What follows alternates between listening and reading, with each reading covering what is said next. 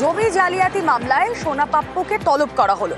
7ই April সোনা পাপ্পুকে তলব করেছে কেন্দ্রীয় তদন্তকারী সংস্থা এনফোর্সমেন্ট ডিরেক্টরেট। জমি জালিয়াতি, তোলাবাজি সহ একাধিক অভিযোগ রয়েছে তার বিরুদ্ধে। কথা বলবো, অনুপ চক্রবর্তী রয়েছেন সঙ্গে। অনুপ, ইতিমধ্যে জমি জালিয়াতি মামলায় সোনা পাপ্পু তাকে তলব করা হয়েছে এবং জমি জালিয়াতি মামলা 7ই এপ্রিল তাকে ইডির পক্ষ থেকে তলব করা হয়েছে। বলা হয়েছে সশরীরে বেশ কিছু নথি নিয়ে তিনি হাজির হন। যেদিন ইডির যে তল্লাশি অভিযান হয়েছিল সেক্ষেত্রে কিন্তু লক্ষ্য করা যায় ইতিমধ্যে ইডির পক্ষ থেকে তিনি কিন্তু যখন তল্লাশি করা হয় তার বাড়ি থেকে একটি আগ্নেয়াস্ত্র উদ্ধার হয়েছিল। তারপরে তিনি কিন্তু গড় হাজির ছিলেন। এই যে গোটা ঘটনা, তার পরবর্তী ক্ষেত্রে তার স্ত্রী যখন বাড়িতে ছিলেন তার ঠিকানা জানতে চায়, যদিও তিনি সেই ঘটনার পরবর্তী ক্ষেত্রে তিনি বাড়িতে নেই এমনটা কিন্তু জানিয়েছিলেন। এবং এরপরে ইডির পক্ষ থেকে ইতিমধ্যে এই সোনা পাপ্পুকে তলব করা হলো। বলা হলো 7ই এপ্রিল সশরীরে ইডি দপ্তরে হাজিরা দেয় এবং বেশ কিছু ব্যাংক সংক্রান্ত নথি নিয়ে ইতিমধ্যেই অ্যাকাউন্ট সংক্রান্ত নথি নিয়ে তাকে হাজির হওয়ার কথা বলা হয়েছে। 7 তারিখে 7ই এপ্রিল সকাল 11টার মধ্যে সশরীরে ইডি দপ্তরে হাজির হওয়ার কথা বলা হয়েছে। জমি জালিয়াতি মামলায় যে মূল পান্ডা সোনা পাপ্পু তাকেই কিন্তু এই তলব করা হয়েছে। ইডির পক্ষ থেকে তারা বয়ান লিপিবদ্ধ করতে চায় ইডি আধিকারিক, সেই কারণে তাকে জমি জালিয়াতি মামলায় তলব করা হয়েছে। ওকে।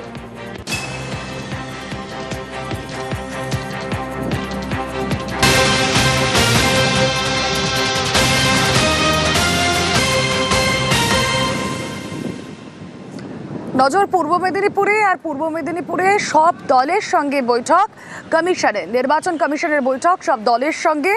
সব রাজনৈতিক দলের অভাব অভিযোগ শোনেন সিইও। নন্দীগ্রামে বহিরাগত ঢোকানোর অভিযোগ বিজেপির, ময়নায় পাল্টা বিজেপির বিরুদ্ধে অভিযোগ তৃণমূলে। এরকম বিস্তর অভিযোগ সব দলের যা যা অভাব অভিযোগ রয়েছে তা কমিশনের তরফ থেকে শোনা হয়, শুনেছেন সিইও। জানবো বিস্তারিত, প্রতিনিধি সুজিত ভৌমিক রয়েছেন সঙ্গে। সুজিত,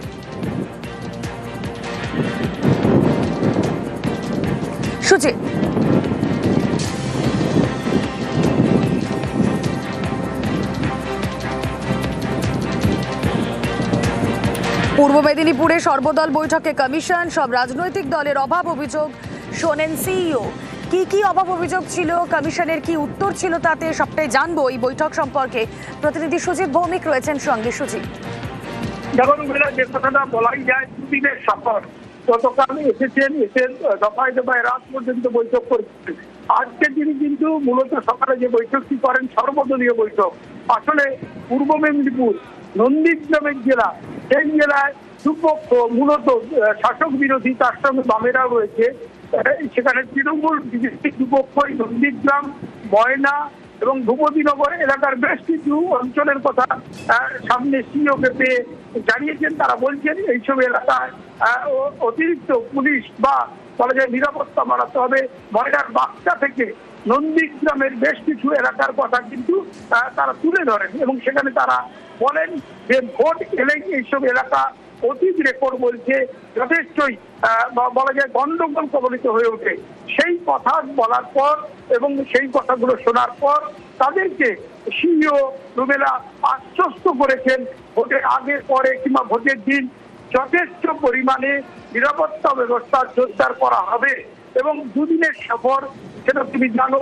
এবং গতকাল নন্দীগ্রামের ভোটারদের সঙ্গে কথা বলেন সিইও।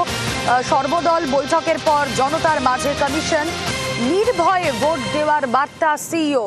নন্দীগ্রামে ভোটারদের সঙ্গে কথা বলেন সিইও। কথা বলবো, সুজিত রয়েছেন সঙ্গে। সুজিত, কতটা আশ্বস্ত হলো সেখানকার ভোটাররা? দেখো, নন্দীগ্রাম এই নামটাই যথেষ্ট।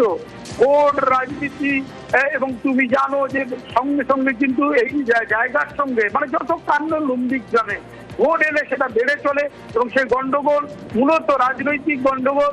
এবং সেখানে আজকে যেটা তুমি দেখতে পাচ্ছ যে ছবি, তিনি কিন্তু অর্থাৎ সিইও নিজে নন্দীগ্রামে ঢুকেছেন। ঢুকে কিন্তু সরস্বতী বাজার বঙ্কিম মোড়ে গিয়ে তিনি গাড়ি থেকে নেমে যান, কনভয় দাঁড় করিয়ে রেখে মানুষের সঙ্গে কথা বলেন, মহিলাদের সঙ্গে মূলত কথা বলছেন এবং বলতে বলতে তিনি কিন্তু জানতে চান এবং জানতে যে ভোটে কি কেউ ভয় দেখায়, ভোট দিতে আমাদের ভয় করে, এরকম কথা শুধু বলাই নয়, তার সঙ্গে সঙ্গে তিনি আশ্বস্ত করেন যে চিন্তা করবেন না, ভয় পাবেন না। এখন যেটা দেখতে পাচ্ছি রুবেলা, যাচ্ছে তিনি বাড়ি বাড়ি ভোটারদের ঢুকে গিয়ে তাদেরকে আশ্বস্ত করছেন এবং সেই ছবি দেন। ঠিক আছে, হ্যাঁ হ্যাঁ, এবার নিতে পারো। শুনতে পাচ্ছ? नजदीक नहीं, दूर से ভোটে আগেও থাকে অন করো অন করো হুমকি বেশি ধরছে না এখন পর্যন্ত হয়নি, পরে হতে পারে। কিরাম হুমকি কিরাম হয়?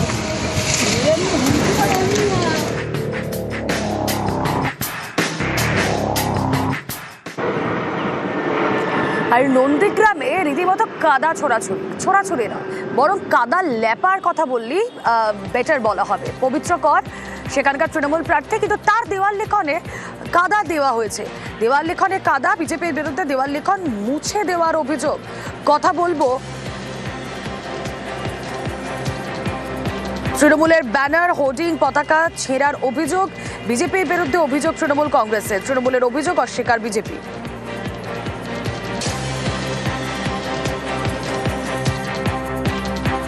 এটা হচ্ছে বিজেপির দুষ্কৃতীরা করেছে, তাদের প্রার্থীর নামের উপরে ভালো করে কাদা লেপেছে। এই সমস্ত কাজ এই বিজেপির দুষ্কৃতীরা করেছে। আমি মনে করছি যে যারাই পঞ্চায়েত নির্বাচনে হামলা করেছিল তারাই ছাড়া আর আদার্স কেউ নয়। দৃষ্টান্তমূলক সাজা হোক, মানে যারা করেছে তাদের সাজা হোক, এবং চাই এই এলাকায় শান্তিপূর্ণভাবে যাতে সাধারণ মানুষ বসবাস করতে পারে তার জন্য সুব্যবস্থা করুক।